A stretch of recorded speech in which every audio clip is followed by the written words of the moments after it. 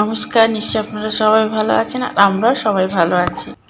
এই যে কি জোগাড় লাগিয়েছে, ঘি আর তেল কি মিক্স।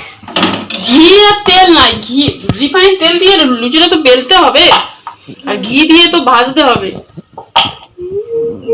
যা আছে তাই এইটুকুনি বাকি আছে সুজি, হয় না। তোদের মতো বাচ্চাদের জন্য আমাদের মতো মাদের কত কিছু যে করতে হয়।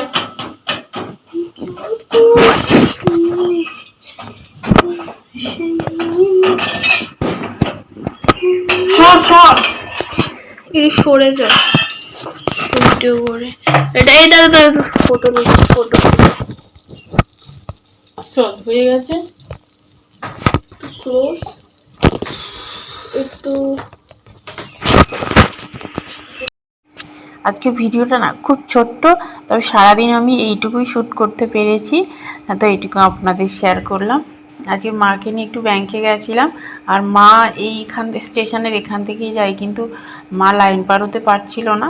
মার পায়ের সমস্যা, তো এখন বয়স হয়ে গেছে, তো আমি যেহেতু এখানে থেকে মাকে নিয়ে যাবো বলেই সাজি, যখনই প্ল্যাটফর্মে উঠলাম ব্যাস তখনই মুষলধারে বৃষ্টি। তো এখানে আমি আর মা অনেকক্ষণ বসেছিলাম, তারপর বৃষ্টি থামতে দুজনে গেলাম, ব্যাংকের কাজ মিটিয়ে মাকে গাড়িতে তুলে দিলাম।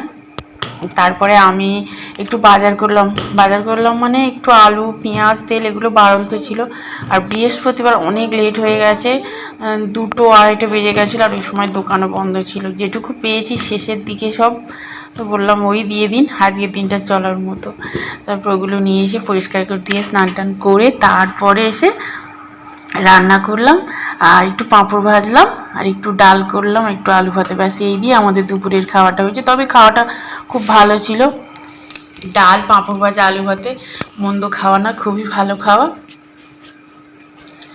আর মেয়ে সারাদিন ওর পাপার কাছে ছিল, টিভি দেখছিল, ওর শরীরটাও খুব একটা ভালো না, কালকে সারা রাত কাজ ছিল, জেগেছিল, তাও ওকে রেখে গেছিলাম। দরকার ছিল, আমারও একটু দরকার ছিল ব্যাংকে। তো ঠিক আছে, আজকের এখানেই রাখলাম, সবাই ভালো থাকবে, আবার দেখা হচ্ছে অন্য দিনে। Have a good day.